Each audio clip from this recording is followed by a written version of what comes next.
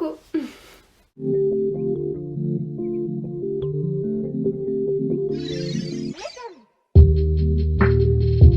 Alors c'est Christina aujourd'hui et je suis trop contente de faire cette vidéo. C'est une vidéo que j'avais très hâte de faire, c'est une FAQ et j'ai gardé mon casque sur la tête juste pour l'intro parce que j'adore ce casque et voilà, je suis trop fière de l'avoir. Bon, du coup je vais peut-être l'enlever quand même, c'était surtout pour la miniature. Donc comme je le disais, je vais faire une FAQ aujourd'hui, j'avais trop hâte de la faire. Je vous ai demandé de me poser plein de questions sur Insta, que ce soit sur le TDI, sur plein d'autres choses, sur ma vie, notre vie. Et vous avez vraiment posé beaucoup de questions et j'en ai sélectionné plein honnêtement, donc je vais commencer dès maintenant. Première question, la chose que tu préfères et celle que tu détestes dans le fait d'avoir le TDI. Je dirais que la chose que je préfère, il n'y a pas vraiment de choses que je préfère en fait. Le TDI c'est juste pas cool. De long en large et en travers, c'est juste pas agréable. Je dirais que la seule chose positive on va dire c'est le fait que les haltères peuvent être là quand ça ne va pas bien. Du coup je me sens pas seule dans certains moments si j'ai leur aide. Ça ne veut pas dire qu'on ne peut pas ressentir de la solitude dans le TDI parce que c'est quelque chose qu'on me demande souvent, si on peut ressentir de la solitude, et oui c'est totalement possible et ça a été le cas pour moi pendant de nombreuses années. Du coup voilà, je dirais que c'est la seule chose que j'apprécie en fait, le fait d'avoir des gens avec qui je m'entends bien dans mon système, même si c'est pas le cas de tout le monde. Et la chose que je déteste le plus, les traumatismes tout simplement. TDI égale traumatisme en premier lieu, donc évidemment c'est le fait d'avoir vécu des traumatismes.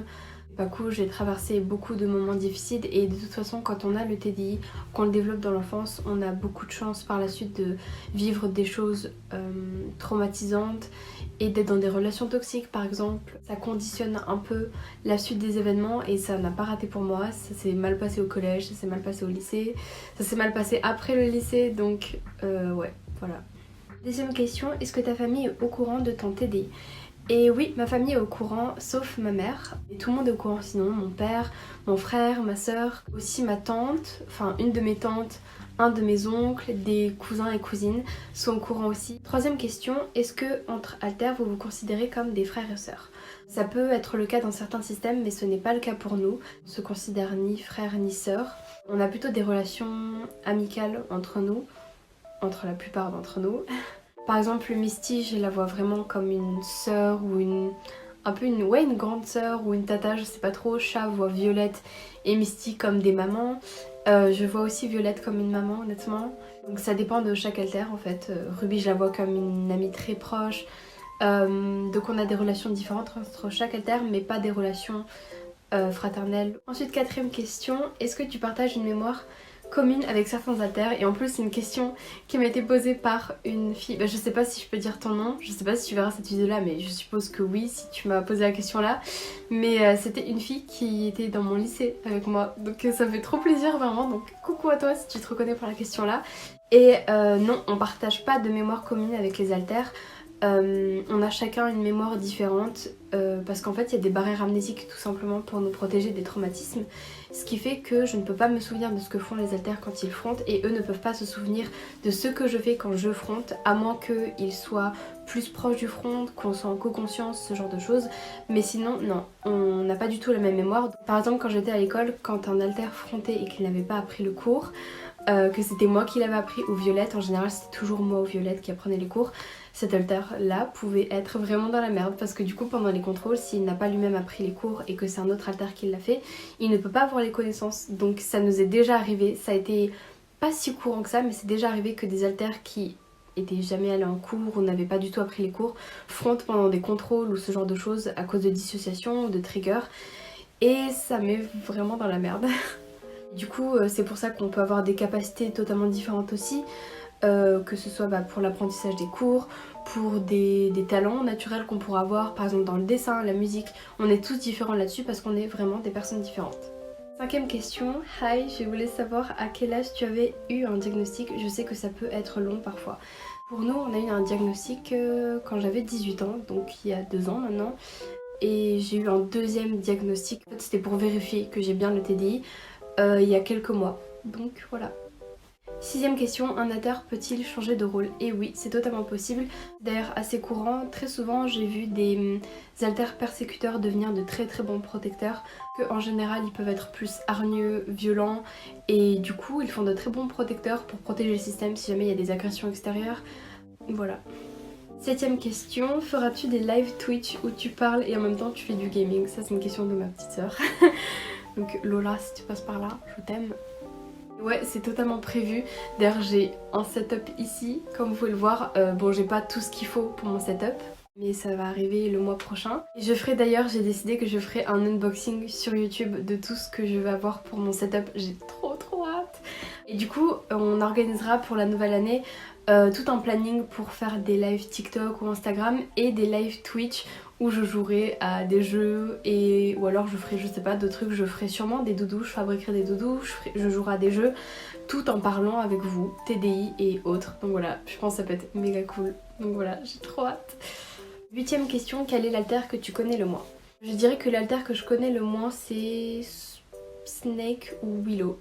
À l'époque, Willow, je la connaissais beaucoup mieux qu'avant. En fait, il y a une époque où elle frontait beaucoup. C'était quand j'étais en 4ème à peu près. C'était une période où elle frontait énormément. Je ne sais pas pourquoi, mais c'était... Je pense que c'est peut-être à cette période-là où on avait le plus besoin d'elle dans le système. Et elle frontait très régulièrement à l'école aussi. Ça fait longtemps maintenant qu'elle n'a pas fronte. C'est pas exactement quel rôle elle a et je la connais pas très bien. Pareil pour Snake. 9ème question, que penses-tu des gens qui fake le TDI, la personne a mis entre parenthèses IU? Donc je suis d'accord déjà. Je trouve que c'est détestable de faker un trouble comme ça, surtout les personnes qui le fake vraiment juste pour attirer de l'attention ou parce qu'ils pensent que ça va les rendre plus spéciaux, plus intéressants. Surtout c'est encore plus détestable quand ils ne se renseignent même pas un minimum pour savoir que ce qu'ils disent c'est n'importe quoi et ça ne peut même pas exister dans le TDI. Beaucoup de gens prennent ce trouble là pour du roleplay, sauf que ça n'a rien à voir. Si c'était du roleplay ce serait facile à vivre. Beaucoup de gens pensent que le TDI égale des haltères trop cool, machin, on peut faire des tests de personnalité pour savoir qui préfère les carottes et qui préfère les brocolis. Non, le TDI c'est d'abord égal à des traumatismes, je ne le répéterai jamais assez. C'est un trouble très grave, qui est très dangereux, qui n'est pas facile à vivre et je pense que toutes les personnes qui ont le TDI seraient d'accord pour dire que elles auraient mieux aimé vivre sans le TDI. Très bien pourquoi des personnes le fake. À notre époque ça attire beaucoup l'attention d'avoir ce trouble là parce que ça intrigue et je suis d'accord, c'est intriguant, ça peut être fascinant même de comprendre et de voir que le cerveau peut agir comme ça, mais c'est pas quelque chose que vous pouvez envier. J'ai d'ailleurs beaucoup rencontré des personnes qui fakaient le TDI depuis que je fais des vidéos. Et ça me met vraiment mal à l'aise parce que pour certains ça se voit très bien quand ils le fake parce qu'encore une fois voilà ils sont capables de dire que des haltères sont morts la semaine dernière puis ils ont revécu puis machin. Un alter ne peut pas mourir, voilà. Je me suis embrouillée avec une personne sur Insta, dans mes DM, qui est venue me voir. Je ne sais même pas pourquoi d'ailleurs, elle était juste venue là pour me dire « Oh, je le t'ai dit ». J'étais en mode « Oui, très bien ». Et en fait, elle m'a dit « Ouais, je sais pas comment tu fais, moi j'ai un alter qui est mort et tout, c'est à cause d'une overdose de drogue ». Non, un alter ne peut pas mourir, et encore moins avec une overdose de drogue, merci.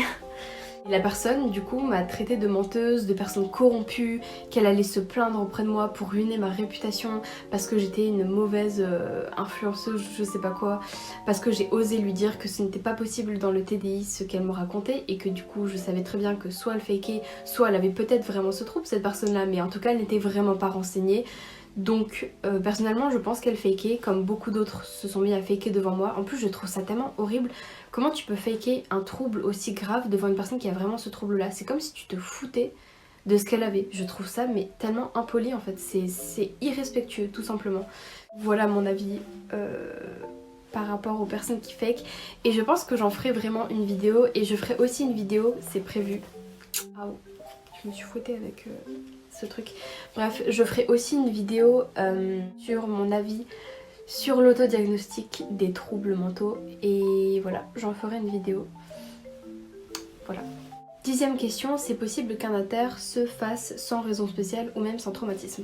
Et non, ce n'est pas possible. La venue d'un alter est forcément une venue qui est là pour une raison. Un alter ne peut pas se créer juste comme ça pour le fun. Un alter c'est un peu aussi un outil en quelque sorte. Il est là forcément pour aider avec quelque chose, aider avec un trauma. Parfois il n'aide pas forcément, parfois il représente ce trauma là mais n'aide pas et au contraire peut être destructeur et très méchant. Mais il vient toujours à la suite d'un événement qui a forcément été un peu spécial pour que l'alter soit là. 11e question, y a-t-il des triggers visuels comme des mots, des images? Oui, c'est possible. Perso, je pense pas avoir déjà été trigger par juste un seul mot écrit, mais ça m'est déjà beaucoup de fois... ça m'est déjà par contre arrivé beaucoup de fois... Ça m'est déjà arrivé par contre beaucoup de fois d'être trigger suite à un texte, donc avec une suite de mots écrits, de phrases écrites, qui était assez triggering pour moi, donc qui abordait des sujets sensibles pour mes triggers, mes traumatismes. Donc ça m'est déjà arrivé. Ça m'est déjà aussi arrivé d'être trigger par des images. Après des fois on se trigger volontairement pour se faire du mal. Ça peut arriver, ça m'est déjà arrivé, c'est déjà arrivé à Ruby aussi par exemple. Voilà, donc oui c'est possible. 12e question, la vie dans l'inner world est-elle concrète ou vous la percevez plutôt comme des souvenirs? Je sais pas si ça peut... Enfin, si des systèmes peuvent la percevoir comme des souvenirs, mais en général un inner world c'est plus ou moins concret. Pour nous c'est vraiment concret, comme le monde en fait actuel, le monde extérieur, c'est aussi concret que ça, donc non, on le voit pas du tout comme des souvenirs ou comme un rêve un peu flou. 13e question, quelle est la chose qui te donne le sourire? Des petites choses qui me donnent le sourire, je dirais le matin quand je me réveille à côté de mon copain et qu'il a une petite tête toute mignonne. Vraiment tous les matins quand il se réveille, il a une tête trop choupie, on dirait un petit chaton et c'est juste trop mignon. Ou alors chaque fois que je vois ma soeur qu'on s'est pas vu par exemple dans la journée ou depuis quelques jours, à chaque fois on se fait un gros câlin et elle met ses petits pieds sur mes pieds, c'est trop mignon. Voilà, et elle me fait un gros câlin. Ou le soir à chaque fois avant de dormir, très souvent mon père me fait le triangle des bisous et il nous fait ça depuis toute petite avec ma petite sœur. En gros il nous fait un bisou là et un bisou là. Ou sinon je dirais quand j'arrive à faire rire mon frère ou qu'on a vraiment des délires bizarres des fois avec mon frère, mais c'est juste les meilleurs moments au monde. Quand il y a mon frère, ma soeur et moi, je sais que forcément ça ira bien et je vais rigoler. Et voilà, je dirais que c'est ça qui me donne le plus de sourire. Après il y a aussi vous, honnêtement. Voir tous vos commentaires etc, surtout dans les moments où parfois vous ne le savez pas, mais il y a des moments où je manque beaucoup de confiance en moi, où je me sens mal, et voir vos commentaires qui sont toujours tellement positifs et gentils et qui me disent « Wow, mais t'es trop jolie, t'es trop cool, t'es trop forte, t'es vraiment spéciale comme personne et tout », ça me remonte beaucoup mon estime de moi-même et c'est vraiment magique. Ah si, je dirais comme dernier truc qui me donne le sourire, c'est quand je passe des après-midi avec ma meilleure amie, genre sur mon lit là, à discuter, à raconter n'importe quoi, à raconter plein de trucs. Vraiment j'adore les conversations avec ma meilleure amie, on peut parler pendant des heures et c'est toujours juste génial en fait, genre ça me fait tellement du bien, je me sens toujours en sécurité avec elle, je me sens juste bien, je me sens acceptée pour qui je suis, elle me comprend parfaitement et c'est à dire que vraiment ma meilleure amie qui s'appelle Ella Jane, si tu passes par là, je sais que tu passes par là, je t'aime fort. Ella Jane c'est vraiment la personne qui comprend le mieux notre système au monde je pense. Même plus que mon copain, Guilou si tu entends ça ne te vexe pas. C'est parce que Ella aussi a une approche qui est très particulière et intéressante du TDI. J'expliquerai plus tard pourquoi. Et du coup elle le comprend très bien. Elle me comprend totalement et on est toutes les deux vraiment pareil. On est vraiment les mêmes personnes. C'est fou à quel point on se ressemble toutes les deux. Il y a tellement de points qui nous rapprochent. Et on fonctionne de la même manière, on pense de la même manière et du coup elle arrive à comprendre mon système parfois mieux que moi-même je ne le comprends. Quand on a essayé d'en apprendre plus sur tous les haltères de notre système, c'est grâce à elle que j'ai pu en apprendre autant sur mes propres haltères. Vraiment elle est incroyable. Et d'ailleurs, parce que je sais qu'on me le demandera forcément, parce qu'on me le demande assez régulièrement, on va faire bientôt des vidéos ensemble et des lives ensemble. Elle se lancera aussi pour faire des vidéos un jour, si tout va bien. Et oui, on fera des vidéos ensemble dans pas trop longtemps je pense, et des lives aussi, donc j'ai trop hâte que vous la voyez. Vraiment, c'est une personne incroyable.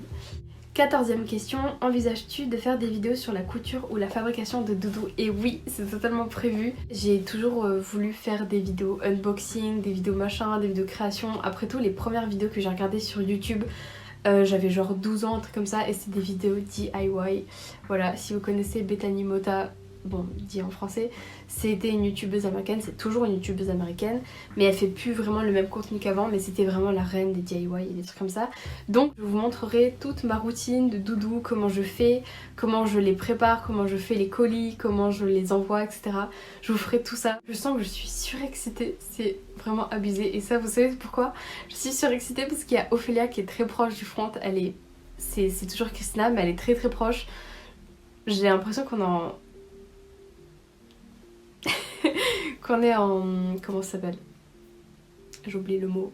Co-conscience, voilà, co-conscience, merci. Je suis vraiment trop joueuse en fait. À chaque fois qu'elle vient et qu'elle est proche, je suis toujours méga joueuse. Pourquoi je me suis rapprochée comme ça? 15e question, est-ce que être diag t'a aidé à mieux te comprendre? Et totalement, ça m'a vraiment déjà même rassurée. En fait, je voulais pas m'auto-diagnostiquer déjà, surtout pas le TDI en plus. J'avais l'impression que c'était ça, mais je voulais pas, comment dire, je voulais pas me coller cette étiquette là tant que je n'avais pas un diagnostic officiel, parce que sinon ça m'aurait mis mal à l'aise d'essayer de chercher des haltères si jamais il n'y en avait pas eu et que c'était moi qui m'étais inventé tout ça, enfin bref. Et ça nous a vraiment, ouais, vraiment beaucoup aidé parce que en gros, le syndrome d'imposteur s'est un peu calmé à partir de ce moment-là, même si c'est vrai que c'est quelque chose que beaucoup de systèmes ressentent, le syndrome d'imposteur. Des fois, on a juste l'impression qu'on fake tout ce qu'on a et qu'en fait, je mens totalement sur ce que j'ai et voilà. Et c'est quelque chose qui est très courant dans le TDI, encore une fois. La communication s'est beaucoup améliorée quand on a eu un diagnostic officiel, sûrement parce que d'un coup, notre cerveau est en mode c'est bon, on peut accepter cette réalité-là. 16e question, avez-vous un fond de personnalité commun? Mais pas du tout. On est vraiment des personnes complètement différentes. Voilà, on n'a pas du tout de personnalité commune, de quoi que ce soit. On est chacun des individus à part entière. Tout comme vous, par exemple, et vos camarades de classe, vous n'avez pas un fond de personnalité commun. C'est exactement pareil. Comme si on était une classe de plusieurs haltères. Donc forcément, on partage pas les mêmes émotions, les mêmes sentiments, la même personnalité, les mêmes goûts, la même apparence physique même. Donc voilà. 17e question, comment s'est passé ton parcours scolaire? Alors, j'en ferai une vidéo pour expliquer mon parcours scolaire de A à Z. Je dirais même notre parcours scolaire parce que Violette est rentrée en compte dedans et Ruby et Willow aussi. Donc on vous expliquera tout ça dans une autre vidéo. Mais en règle générale, mon parcours scolaire a été assez chaotique, que ce soit de la primaire jusqu'à la fac. Ça a été ouais, vraiment compliqué. Bon, la fac, j'ai fait 1 an, même pas, mais voilà. Ça a été vraiment compliqué psychologiquement surtout, donc voilà, parce que niveau notes et tout ça, j'ai toujours été une élève très studieuse, encore plus Violette, donc quand t'as Violette qui fronte en cours et qui fronte pour apprendre les cours, etc., forcément ça se passe bien. On avait une routine, mais vraiment de robot. D'ailleurs, j'en parle encore à Guilhem l'autre jour, parce que lui, il m'a pas connue quand j'étais au lycée, mais vraiment, j'avais une routine. Vous imaginez même pas. Dans mon lycée, sinon ça se passait bien, mon collège, enfin j'ai fait le collège-lycée au même endroit. Les profs étaient super cool avec moi. Au lycée, ils m'ont énormément aidé psychologiquement. J'avais le droit à aller dans des endroits particuliers pendant les DS. C'était une salle psychologique pour les personnes qui ont des problèmes. J'étais suivie par l'infirmière, par le CPE, etc. Ils savaient pour mes problèmes, les profs aussi. Donc voilà. 18e question, est-ce que vous pensez qu'il peut y avoir un nouvel alter sans que vous ne le sachiez? Et oui, c'est possible, c'est totalement possible. Ça a été le cas par exemple avec Nebula, on n'a pas su qu'elle était là pendant longtemps. Et actuellement, il se passe des choses dans notre système très particulières avec une nouvelle alter. Je ne vous donnerai pas plus de détails que ça. Disons que je sais de quel traumatisme elle vient, je sais juste que c'est une alter fille et c'est tout ce que je sais.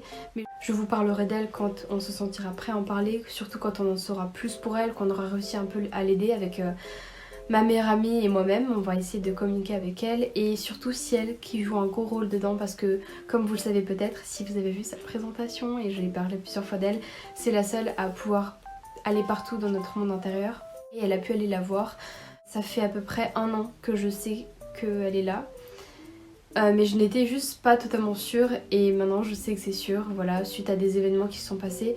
Et je vous ferai une vidéo quand le temps sera venu pour expliquer de A à Z comment ça s'est passé. Et d'ailleurs, elle est venue suite à un traumatisme particulier, qui était un traumatisme très grave. Mais je vous parlerai de ce traumatisme-là très sûrement. Ce sera peut-être d'ailleurs un des seuls traumatismes que j'aborderai. Et c'est quelque chose qui s'est passé il y a 1 an du coup. Donc l'hiver dernier, et je vous raconterai ça. Je vous expliquerai le traumatisme en question, comment s'est passée la création de l'alter et tout ce qui en a suivi en fait. Je pense que ça peut être très intéressant pour vous pour comprendre ce qui se passe et surtout dans ce contexte particulier, je peux vous donner les détails de cette histoire-là et je vous expliquerai du coup tout ça quand le moment sera venu. 19e question, est-ce que tu pourrais parler du fait de sortir avec quelqu'un malgré un passé compliqué? Alors, j'ai du coup un copain depuis 1 an et demi, depuis plus d'1 an et demi, d'ailleurs c'est ma première relation ever.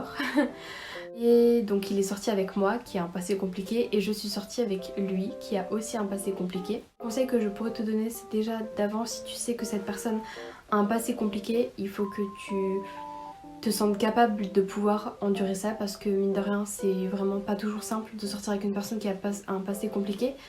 J'ai pas trouvé ça forcément difficile à vivre parce que j'avais moi-même un passé compliqué et j'ai pu lui donner beaucoup de conseils sur la manière dont il vivait les choses par rapport à ce que moi j'avais traversé. Mais c'est vrai que si tu es une personne qui n'a jamais rien vécu de particulièrement traumatisant, difficile, ça peut vraiment beaucoup dérouter et parfois on peut ne pas du tout savoir ce qu'il faut faire.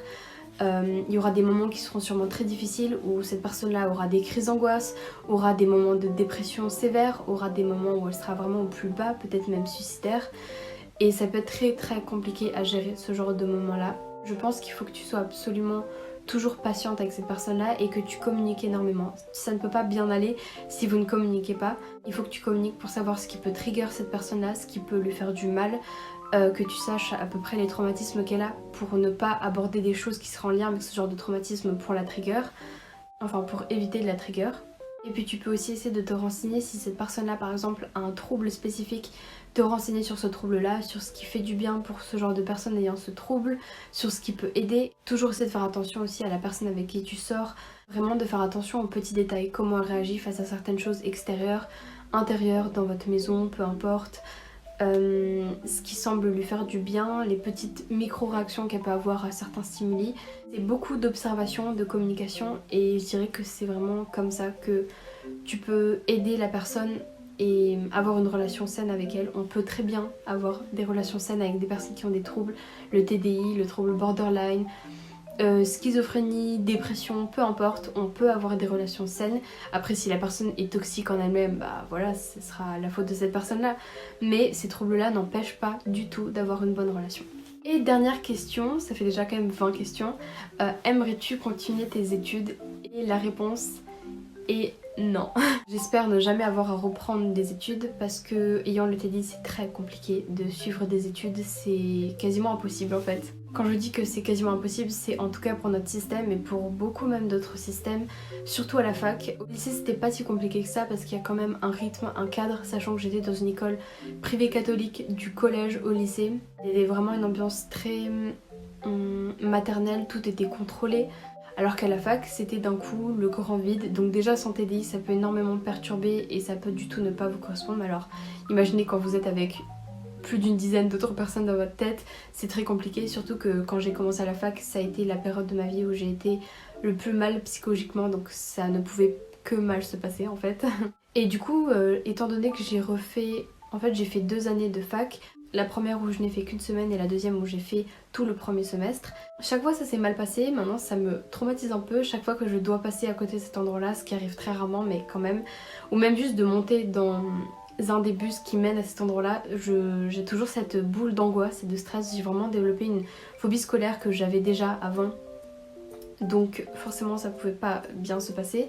Après je pense honnêtement que des cours par correspondance ça aurait pu être plus gérable pour nous. Ça aurait été franchement la meilleure des options pour nous, les cours par correspondance. Mais j'ai beaucoup de projets actuellement, que ce soit par les vidéos qui vont j'espère devenir ma source de revenus principale, qui sont déjà ma source de revenus principale en fait et qui commencent à me faire gagner de plus en plus, ce qui m'aide énormément, avec Patreon et surtout avec ma création de doudou. Voilà, j'ai développé mon entreprise. D'ailleurs je vais vous montrer, j'ai reçu mes cartes de visite que je vais mettre dans tous les colis avec mes doudous. Je vous inclurai peut-être une image où on voit mieux la carte parce que bon bah là voilà quoi, avec la luminosité c'est pas ouf.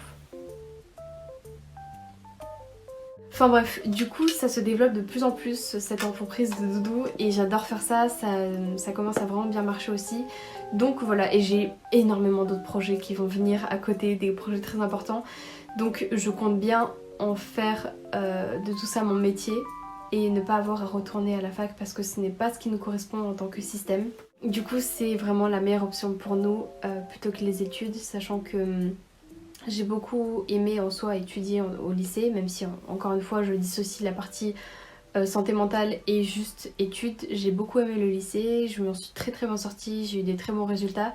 Mais à la fac ce n'était pas du tout là où je voulais être, ça ne rentrait pas du tout en lien avec mes objectifs et mes projets, donc voilà. Du coup j'ai répondu à toutes les questions auxquelles il fallait répondre, j'étais trop contente vraiment.